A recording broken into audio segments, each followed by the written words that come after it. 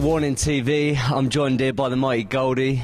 Today we're going to have a little interview and talk about Warning, metalheads and sort of future things. So Goldie, what do you like playing at Warning the most? Sorry, I had to do that. Again, start again. Sorry, I had to do that. Go on, no. Go on, and again. Compose yourself. Here we go. Come on. I'm joined here by the mighty Goldie. We're going to interview each other, or I'm going to interview Goldie. Start me on a bad one. Come on, man. Right. Come on, have you got balls? Come on, show us the audience you can do this. I've got the balls. I'm joined here by the mighty Goldie, head of Metalheads Recordings. We're going to have a little chat about Warning and all future things coming up. So, Goldie, you've just played at Warning. Why do you enjoy playing the most at Warning? Yeah, I just love it, man. It's been here as far as I can remember Karen Randall's boxing here, you know what I mean?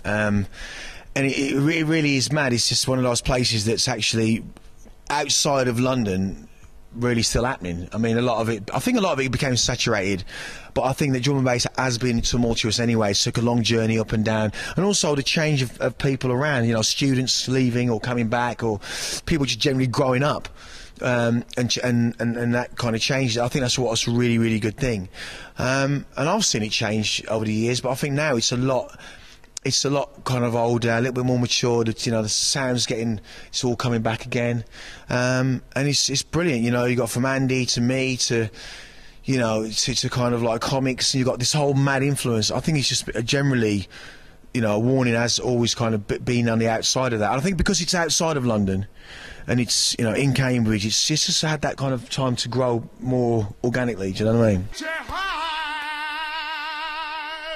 What's our thing, man? On the boom bang. Hey, when I say DJ, please say hype. DJ. Wicked things. We got the audience at the building. Outside the fan base, grab your camera, start filming. Going to my dog, I was going to my bear. That's all the ring, got some hands in the air. Sound of the Mampi system, put up together right now. Raven Maximus the sound. There's sound.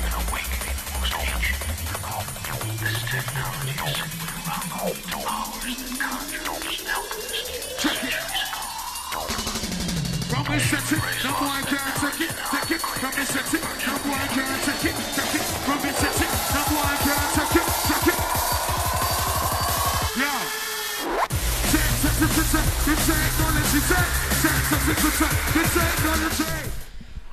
So within kind of the scene, what are the big producers apart from obviously Commix? I mean, who are you feeling at the moment? I feel like, you know, people like Perez, you know, I think people like Shabba, Break, System especially. I mean, he's just come out with a stormer, you know, and he's a guy that's been around a while, but he's, man, you know, it's unbelievable what he's been doing lately. And I think there's just a general, you know, there's Dubai, a guy from up in Newcastle way. There's just some great guys that are really bringing through some good sound, and I think it's really difficult. You know, a lot of the young kids that are doing stuff, it's very difficult to make very cutting edge stuff without getting, you know, either shunned because you're not a name, or it's actually getting played because it ain't, you know, it ain't kind of commercial music.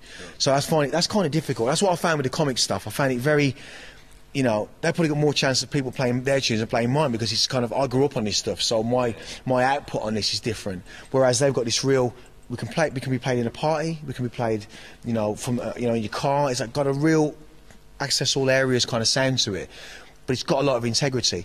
There's a lot of stuff that, you know, I'm not really into, but then again, they ain't into my thing, and I think everyone has their own voice, and that's the way, you know, music. That's the thing about this music that I think that a lot of us are in danger of becoming like that. We have to understand that within our own drum and bass scene, it's about, you know, I think that's one thing that they've done here at Warning, is to have different types of the music. Sure. If you just got one type of it, it ain't going to be, if it's just eclectic, you know, kind of metalhead sound all the time, or if you just ramp all the time, if it's just V kind of sound all the time, it wouldn't really work. I think that whole thing, you know, is you've got to mix it up a bit. You've got to mix it up. I mean, that's what's really come through with that, and I think that those different strands have become a lot stronger within that kind of umbrella of Warning. And I think also you've got your fan base. I mean, that doesn't change. I mean, it does change over the years. But having that fan base and having that kind of, you know, that mailing list and getting those people and having that kind of family aspect. I mean, we did that, you know, 5 or 6 years ago in Metal Heads. You tried to create that family vibe. You know, go in Junction, you go in there, it's great, and it's a good vibe.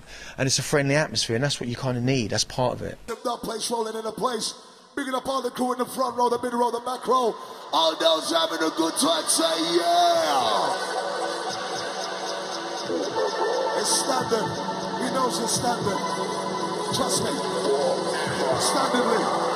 Fandelocious. Hey, you know your intro to the original effects. Legacy GQ. Let's get rowdy. Yo, let's get rowdy. Moving in the party. Let's get rowdy.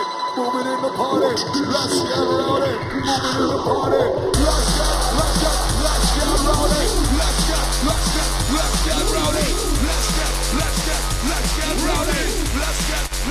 Let's get rowdy. I wish I 1, 2, 3, 4. Let's get rowdy. 1, 2, 3, 4. Let's get rowdy. Okay, rowdy, you know me. We come to life on the party. If you tune into NBC, you know. We gon' be hardly, you know. Right like the Harleys. We up with the truth. Show you how we do it, yo. Turn up partly. Top better run and they say you're the one.